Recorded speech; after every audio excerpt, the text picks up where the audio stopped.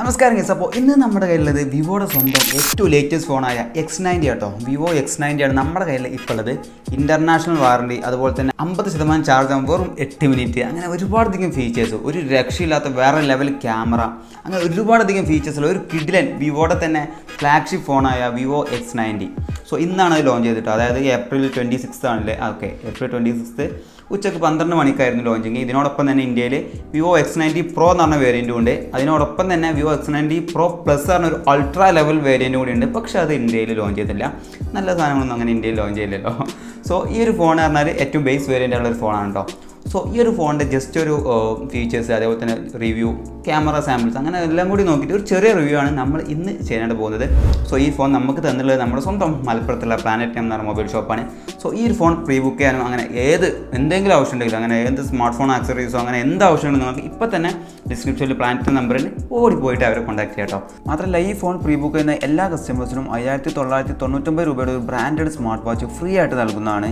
So വളരെയധികം ഓഫേഴ്സും കാര്യങ്ങളൊക്കെ തരും നിങ്ങൾക്ക്. പ്രത്യേകിച്ച് നമ്മുടെ സബ്സ്ക്രൈബേഴ്സ് ആണെങ്കിൽ അത്യാവശ്യം നല്ല രീതിയിലുള്ള ഓഫേഴ്സും കാര്യങ്ങളൊക്കെ നിങ്ങൾക്ക് അവർ തരും കേട്ടോ. സോ ഇൻ്റർനാഷണൽ വാറണ്ടി ഒക്കെ ഉണ്ട്, അതുകൊണ്ട് മറ്റുള്ള രാജ്യങ്ങളിലെ ആൾക്കാർക്കൊക്കെ എന്ത് ചെയ്യാം, വളരെ ഈസി ആയിട്ട് എന്ത് ചെയ്യാൻ പറ്റും, ഈ ഒരു സാധനം വാങ്ങാനായിട്ട് പറ്റും. സോ കൂടുതൽ ഡീറ്റെയിൽസും പറയുന്നില്ല, നമുക്ക് നേരെ വീഡിയോയിട്ട് കിടക്കാം. അപ്പോൾ നമ്മൾ നോർമൽ അൺബോക്സിംഗ് ഒന്നും ഇല്ല, കാരണം എല്ലാ വീഡിയോസിലും എല്ലാ ഫോണിൻ്റെ ഉള്ളിലും ഓൾമോസ്റ്റ് സെയിം സാധനമാണ് വരുന്നത്. സോ അതുകൊണ്ട് എന്തൊക്കെയാണ് ഫോണിൻ്റെ ലിസ്റ്റിലുള്ളതെന്ന് ഞാൻ ജസ്റ്റ് ഒന്ന് പറഞ്ഞുതരാം. സോ ഇപ്പോൾ നിങ്ങൾ കാണുന്ന ഈ ബോക്സ് ആണ് നമ്മുടെ സ്വന്തം വിവോ X90 ബോക്സ്. സോ നമ്മുടെ ബോക്സ് ഓപ്പൺ ചെയ്യുമ്പോൾ ആദ്യം തന്നെ നമ്മൾ കാണാൻ സാധിക്കും നമ്മുടെ സ്വന്തം വിവോ X90 ആണ് കേട്ടോ. സോ വിവോ X90 പുറത്ത് ആ കവറും കാര്യങ്ങളൊക്കെ മാറ്റിയാൽ ഇതാ ഒരു കിഡിലൻ സാധനമാണ്. അത്യാവശ്യം നല്ല രീതിക്കുള്ള ഡിസൈനും കാര്യങ്ങളൊക്കെ ഉള്ള ഒരു ഫോണാണ്. ബ്ലാക്ക് കളറാണ് നമ്മുടെ കയ്യിലുള്ളത് കേട്ടോ. പിന്നെ ബോക്സിലുള്ളത് ഒരു 120 വാട്ടിൻ്റെ ഫാസ്റ്റ് ചാർജർ കേട്ടോ. ഒരു എമണ്ടൻ വലിയ സൈസും കാര്യങ്ങളൊക്കെ ഉള്ള ഒരു എമണ്ടൻ ചാർജറാണ് വിവോ ഇതിൽ നൽകിയിട്ടുള്ളത്. അതിനോടൊപ്പം തന്നെ ഒരു type C to type C charging കേബിളും നൽകിയിട്ടുണ്ട് കേട്ടോ. രണ്ട് ഭാഗവും ടൈപ്പ് സി ആണ്. അത് നല്ലൊരു കാര്യമായിട്ട് എനിക്ക് തോന്നി. പിന്നെ വരുന്നത് ഒരു ഡോക്യുമെൻറ്റേഷനും കാര്യങ്ങളൊക്കെ അതിൽ വരുന്നുണ്ട്.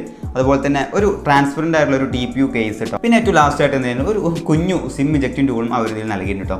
സോ അപ്പോൾ അൺബോക്സിംഗ് ആണ് ഇത്രത്തിനുള്ളൂ. ഓക്കെ, ഫോണിൽ സാധാരണ ഇത്രേ ഉള്ളൂ, പിന്നെ കൂടുതൽ അൺബോക്സ് ചെയ്ത് വരേണ്ട ആവശ്യമില്ലല്ലോ. ഓക്കെ, നമുക്ക് നേരെ ഫീച്ചേഴ്സിലേക്ക് കിടക്കാം. ഈ ഫോണിൻ്റെ ഡിസ്പ്ലേയും കാര്യങ്ങളൊക്കെ നോക്കുകയാണെങ്കിൽ 6.78 ഇഞ്ചിൻ്റെ ഒരു സൂപ്പർ AMOLED ഡിസ്പ്ലേ ആണ് നൽകിയില്ല കേട്ടോ. 120 ഹെർട്സിൻ്റെ റിഫ്രഷ് റേറ്റും കാര്യങ്ങളൊക്കെ വരുന്നുണ്ട്. HDR10+ൻ്റെ സപ്പോർട്ട് വരുന്നുണ്ട്. അതുപോലെ തന്നെ ഒരു 10 ബിറ്റ് ഡിസ്പ്ലേ ആണ് ഇതിൽ വരുന്നത്. ഒരു കിടക്കാച്ച ഡിസ്പ്ലേ തന്നെയാണ്. ബ്രൈറ്റ്നസ് നോക്കുകയാണെങ്കിൽ ഏകദേശം 1300 നിറ്റ്സിൻ്റെ ബ്രൈറ്റ്നസ്സിൽ അവർ വരുന്നുണ്ട്.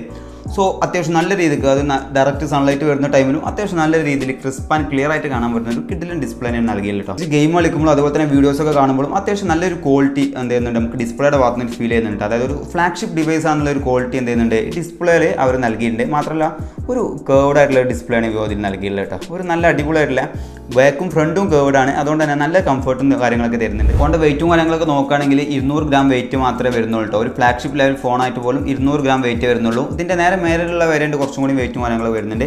തിക്നെസ് നോക്കുകയാണെങ്കിൽ ഏകദേശം 8.4 mm തിക്നെസ് മാത്രമേ വരുന്നുള്ളൂ കേട്ടോ. കുഴപ്പമില്ലാത്തൊരു തിക്നെസ്. 8.4 mm പറഞ്ഞാൽ വലിയ ഓവറായിട്ടുള്ള തിക്നെസ് ഒന്നുമല്ല. മാത്രമല്ല ബാക്കും ഫ്രണ്ടൊക്കെ ഗ്ലാസ് ആണ് വരുന്നത് കേട്ടോ. ബാക്കിൽ ഒരു മാറ്റ് ഫിനിഷിംഗ് ആണ് കൊടുത്തുള്ളത്. X90 Proയിൽ അത് ഒരു ലെതർ ഫിനിഷിംഗ് ആണ് കേട്ടോ. ഇതൊരു ഭയങ്കര സ്മൂത്ത് ആയിട്ടുള്ള നമ്മുടെ ഫിംഗർ പ്രിൻറ്റ്സ് ഒന്നും പതിയാത്ത ഒരു മാറ്റ് ഫിനിഷിംഗ് ആണ് നൽകിയില്ല കേട്ടോ. പക്ഷേ ഭയങ്കര സ്മൂത്തിയാണ് കേസ്. ഓക്കെ, കയ്യിൽ നിന്ന് കൊഴിഞ്ഞാടുള്ള ചാൻസ് വളരെയധികം കൂടുതലാണ്. പക്ഷേ രണ്ടും ബാക്കും ഫ്രണ്ടും കേർവ്ഡ് ആയതുകൊണ്ട് എന്ത് ചെയ്യുന്നുണ്ട്, കയ്യിൽ പിടിക്കാൻ നല്ല സുഖമാണ് കേട്ടോ. പക്ഷേ ഇവിടെ ഭയങ്കര സ്മൂത്തിയാണ്. ഏറ്റവും നല്ലത് നമ്മളെ ട്രാൻസ്പെറൻറ്റ് കേസ് ഉപയോഗിച്ചിട്ട് ഹോൾഡ് ചെയ്യുന്നതാണ്. അതാകുമ്പോൾ എന്ത് ചെയ്യും, ഒരു ഗ്രിപ്പും കാര്യങ്ങളൊക്കെ കിട്ടും കേട്ടോ. പിന്നെ മാത്രമല്ല IP64 റേറ്റും കാര്യങ്ങളൊക്കെ നൽകിയിട്ടുണ്ട്. വാട്ടർ റെസിസ്റ്റൻസ് ആണ്. പിന്നെ ഈ ഫോണിൻ്റെ പ്രൊസസ്സർ നോക്കുകയാണെങ്കിൽ ഒരു ഫ്ലാഗ്ഷിപ്പ് ലെവൽ ഫോണാണല്ലോ, അതുകൊണ്ട് തന്നെ MediaTekൻ്റെ പവർഫുൾ ചിപ്സെറ്റ് ആയിട്ടുള്ള ഏറ്റവും പവർഫുൾ ചിപ്സെറ്റ് ആയിട്ടുള്ള ഒരു എന്താ പറയുക ഒരു ഫ്ലാഗ്ഷിപ്പ് ലെവൽ പ്രൊസസ്സർ തന്നെയാണ് നൽകിയിട്ടുള്ളത്. MediaTekൻ്റെ Dimensity 9200 എന്നുള്ള ഒരു 4 നാനോമീറ്റർ ടെക്നോളജി ഉള്ള ഒരു ചിപ്സെറ്റാണ് നൽകിയിട്ടുള്ളത് കേട്ടോ. ഒരു കിഡിലൻ ചിപ്സെറ്റാണ്. അത്യാവശ്യം നല്ല രീതിക്ക് പെർഫോമൻസ് ഓറിയൻറ്റഡ് ആയിട്ടുള്ള ഒരു പവർഫുൾ ആയിട്ടുള്ള ഒരു ഫ്ലാഗ്ഷിപ്പ് ലെവൽ ചിപ്സെറ്റാണ് ഇതിൽ വിവോ നൽകിയിട്ടുള്ളത് കേട്ടോ.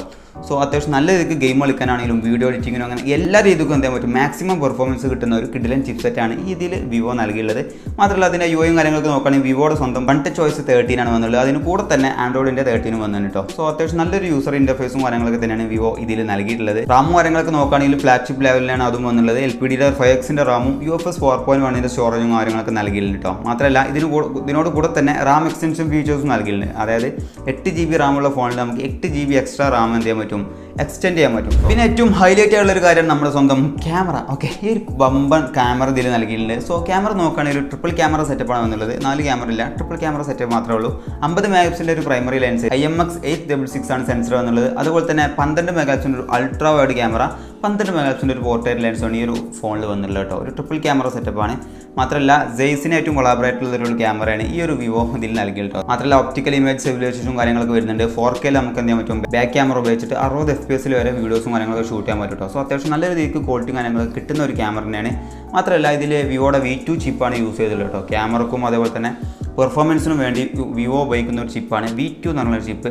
സോ അതുകൊണ്ട് തന്നെ അത്യാവശ്യം നല്ല രീതിക്ക് എന്ത് ചെയ്യാൻ പറ്റുന്നുണ്ട്, പെർഫോമൻസും അതേപോലെ തന്നെ പ്രോസസ്സിംഗിൽ നല്ല രീതിയിൽ എന്ത് ചെയ്യുന്നുണ്ട്, ഇമ്പ്രൂവ് ആയിട്ടുണ്ട്. ഇപ്പോൾ ബാക്ക് ക്യാമറയുടെ സാമ്പിൾസ് നോക്കുകയാണെങ്കിൽ നിങ്ങൾക്ക് കാണാം അത്യാവശ്യം നല്ല രീതിക്ക് ക്വാളിറ്റിയും കാര്യങ്ങളൊക്കെ തരുന്നുണ്ട് കേട്ടോ. അത്യാവശ്യം നല്ല രീതിക്ക് ക്വാളിറ്റിയും കാര്യങ്ങളൊക്കെ തരുന്ന ഒരു അത്യാവശ്യം കുഴപ്പമില്ലാത്തൊരു ക്യാമറ ആയിട്ടാണ് എനിക്ക് തോന്നിയത്. പോർട്രേറ്റ് മോഡാണെങ്കിലും അത്യാവശ്യം നല്ല രീതിക്ക് ഡീസൻ്റ് ആയിട്ടുള്ള ക്വാളിറ്റി തന്നെയാണ്. കുറച്ച് കളേഴ്സ് ബൂസ്റ്റ് ചെയ്യുന്ന വരെ എനിക്ക് തോന്നി, അതായത് കുറച്ച് സാച്ചുറേറ്റഡ് ആയിട്ടുള്ള ഒരു ഇമേജസ് ആയിട്ട് തോന്നി. പക്ഷേ അതൊന്നും കുഴപ്പമില്ല, അത്യാവശ്യം നല്ല രീതിക്ക് സ്റ്റാൻഡേർഡ് കിട്ടുന്ന ക്യാമറയിൽ, അതായത് DSLR എടുത്ത് പോകുന്ന ലെവൽ ഫോട്ടോസാണ് നമുക്ക് പോർട്രേറ്റിലേക്ക് കിട്ടുന്നത് കേട്ടോ. സോ ഒരു രക്ഷയില്ലാത്ത ഫോട്ടോസാണ് ബാക്ക്ഗ്രൗണ്ടിൽ കിട്ടുന്നത്. അതേപോലെ തന്നെ വീഡിയോസ് നോക്കുകയാണെങ്കിലും 4K 60 FPS വരെ വീഡിയോസ് ഷൂട്ട് ചെയ്യാൻ പറ്റുന്നുണ്ട്. അത് അത്യാവശ്യം നല്ല രീതിക്ക് ക്വാളിറ്റി തന്നെയുണ്ട്. വീഡിയോയുടെ ഭാഗത്തും നമുക്ക് കിട്ടുന്നുണ്ട് കേട്ടോ. അത്യാവശ്യം സ്റ്റെബിലൈസർ ആയിട്ടുള്ള ഒരു ഫുട്ടേജ് തന്നെയാണ് നമുക്ക് വിവോയുടെ ഈ ഒരു ബാക്ക് ക്യാമറ വെച്ചിട്ട് കിട്ടുന്നത് കേട്ടോ. സോ അങ്ങനെ ക്യാമറ വൈസ് അങ്ങനെ പ്രത്യേകിച്ച് ഇഷ്യൂസും കാര്യങ്ങളും തോന്നിയില്ല. പിന്നെ ഫ്രണ്ടിൽ നോക്കുകയാണെങ്കിൽ ഒരു 32 മെഗാപിക്സലിൻ്റെ ഒരു ഓട്ടോ ഫോക്കസ് ഉള്ള ഒരു സിംഗിൾ പഞ്ച് ഹോൾ ക്യാമറയാണ് വിവോ നൽകിയുള്ളത് കേട്ടോ. അതിൽ ഏകദേശം 1080p 60 FPS വരെ വീഡിയോസും കാര്യങ്ങളൊക്കെ എടുക്കാനായിട്ട് പറ്റും.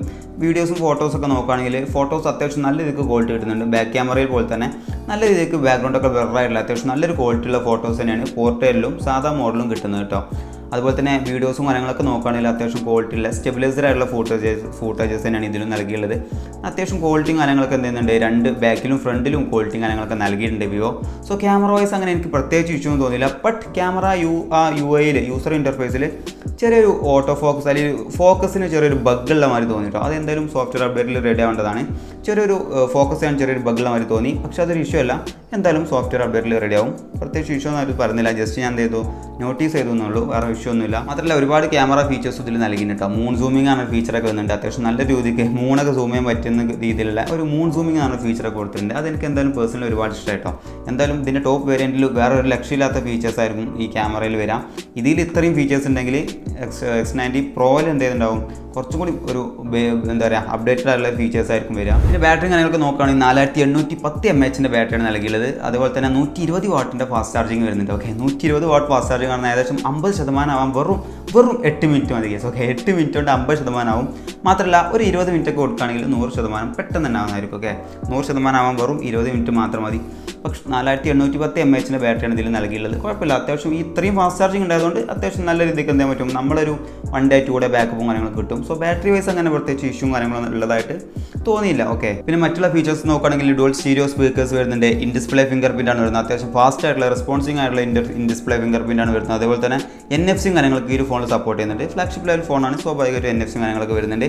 പിന്നെ ഒരു പ്രശ്നമുള്ളതെന്ന് വെച്ചാൽ, പ്രശ്നമല്ല, 3.5mm ഹെഡ്ഫോൺ ജാക്ക് വരുന്നില്ല. സോ എന്തായാലും ഇപ്പോഴത്തെ എല്ലാ ഫോണിലും അത് മിസ്സിംഗ് ആണ്. അതുകൊണ്ട് ഇങ്ങനെ എടുത്ത് പറയേണ്ട കാര്യമില്ല, 3.5mm ഹെഡ്ഫോൺ ജാക്ക് വരുന്നില്ല. സോ എന്തായാലും ലാസ്റ്റ് ആയിട്ട് ഫോണിൻ്റെ പ്രൈസ് നോക്കുകയാണെങ്കിൽ എൻ്റെ കയ്യിൽ ഏകദേശം 8GB 256GB വരുന്ന ബേസ് വേരിയൻ്റ് ആട്ടോ.